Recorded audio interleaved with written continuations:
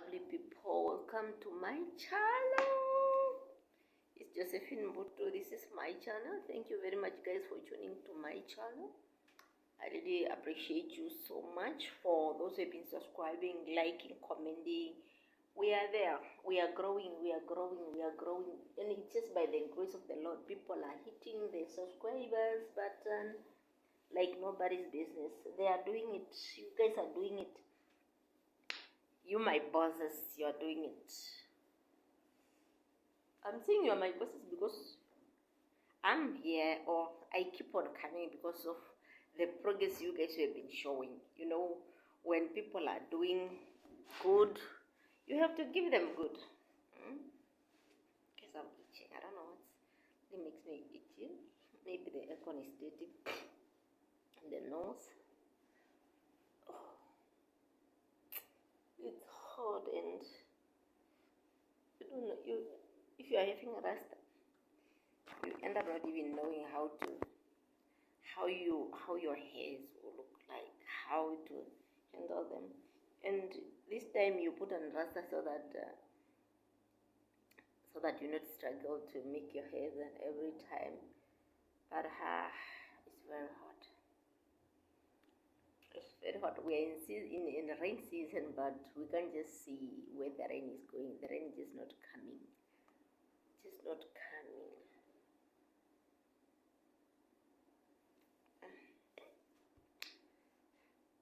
Guys, it's Friday morning.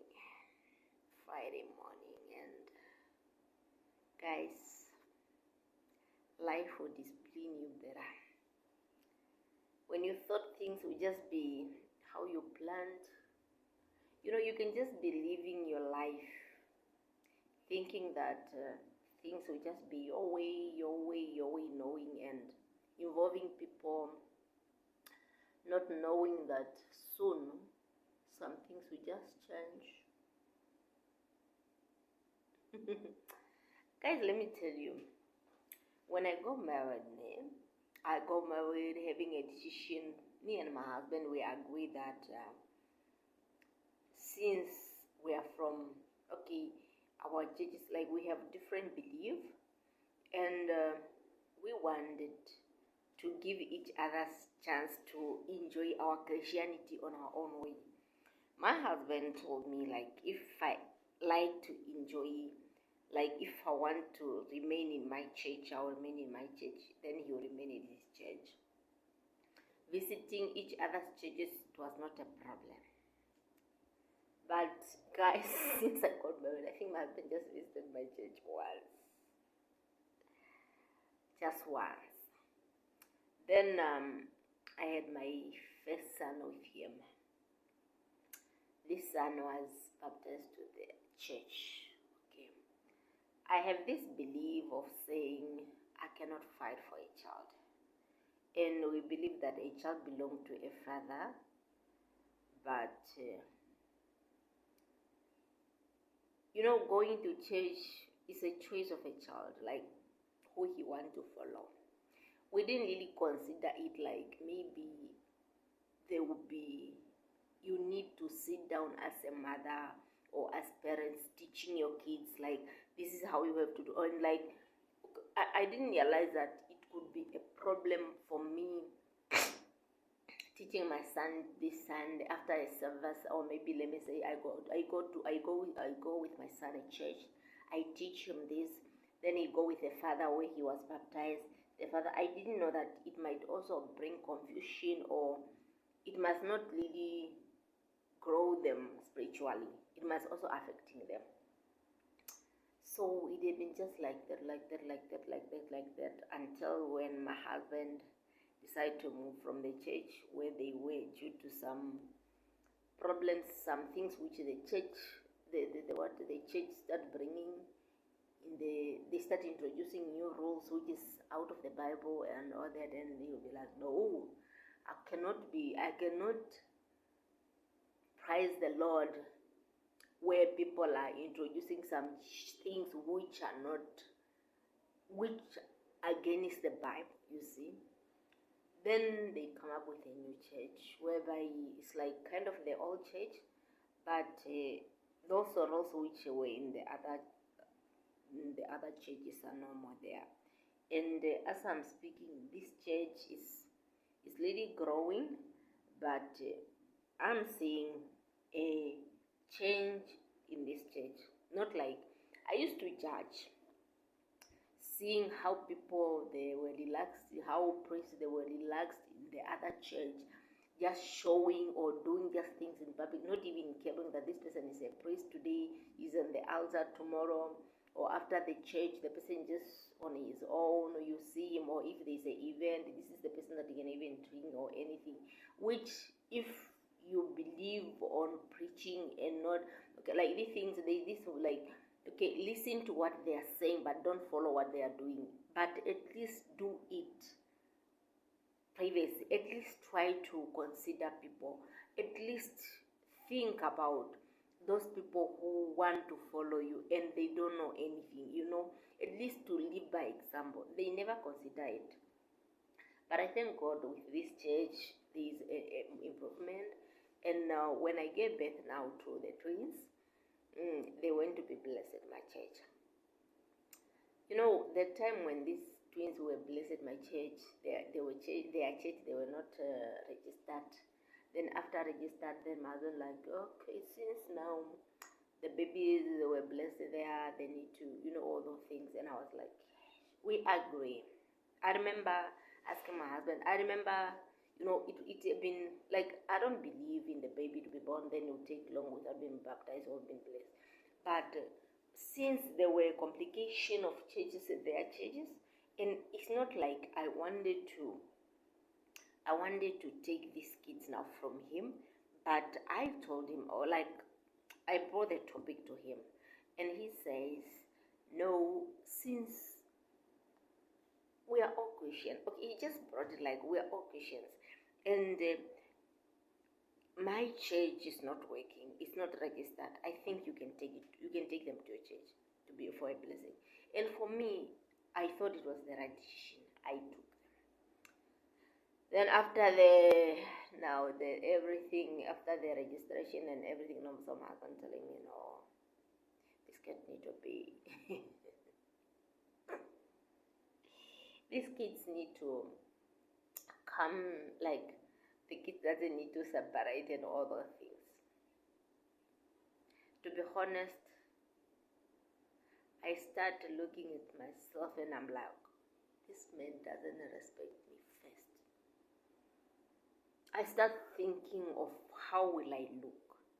I start thinking, like, to be honest, it was not easy. Like, just for you to come to understand that, no, we agree on this. Also now after that, then you'll be like, no, they need to.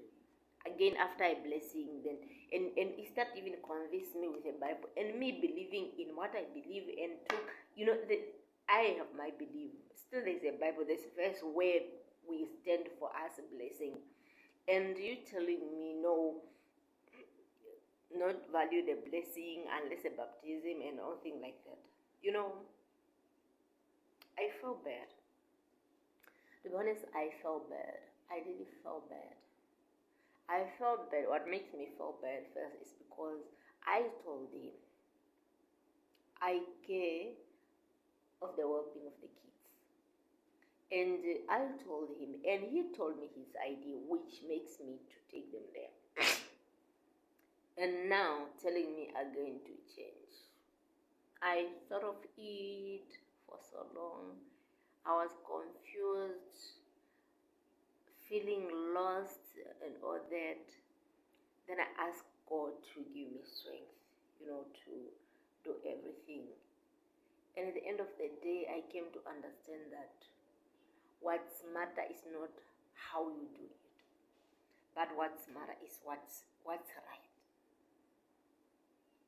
It will not help anything, me and my husband fighting because of the babies, but it will be important for the kids to focus on one thing.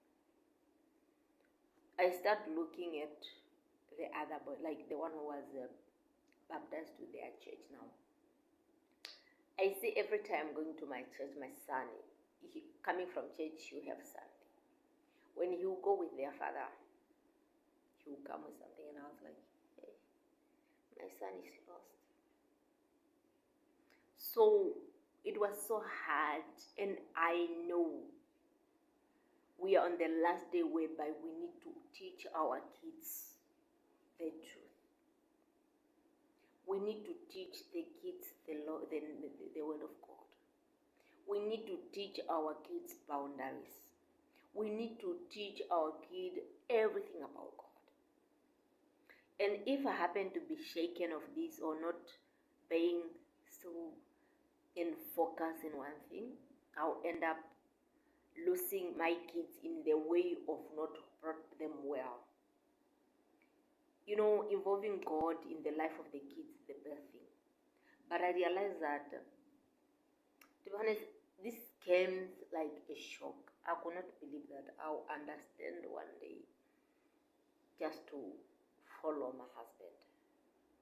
And every day it's just growing in me because of how convenient it is, of how I see my husband, how he is involving in the church, the outcome, like how he behaves and how he used to behave those days. We went through a lot. And I realized giving him a chance in the way that maybe this will be something which can help us to grow spiritual. This will help also our kids to become who they want to become in life.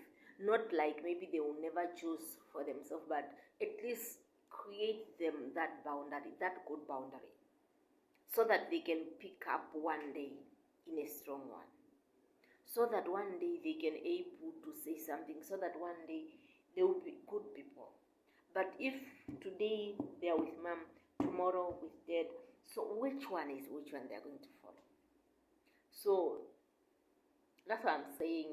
Things, the life that you are living as a single person, like, okay, me and my husband, we thought, like, even me, let me say, maybe now the problem is like to me, or maybe I'm saying that kids, they will change you. To be honest, they really changed me. They really changed me. I see how my son, the big one, the junior, how he speak about God and all that. It's just confusing that the child need to stand on one side. And I love my church, but I'll make a decision so that I'll help my kids. Because to be honest, if you didn't pay more attention to your kids, or if you didn't bring your kids to God now, you will find your kids in a bad life. Then you will end up questioning yourself, like, what makes this child this? Because you didn't help them spiritual, because you didn't create them a foundation where they can stand on, so that they can make a decision on the right path, So to be honest, I'm laughing because I'm kind of surprised. There are times that I feel, okay, I'm still used to how I do things at church. And I am that person who, like, if I'm going to church, I become more spiritual. Like, when I'm in my church, I become more, because I'm used to everything and whatever, how we worship.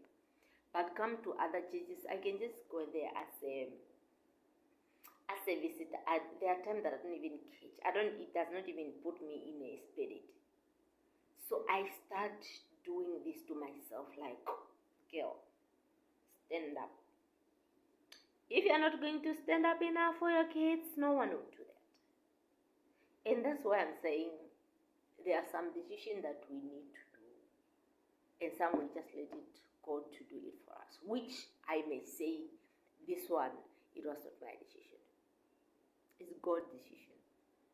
God blessed me with one boy. In my marriage, He blessed me with the first boy.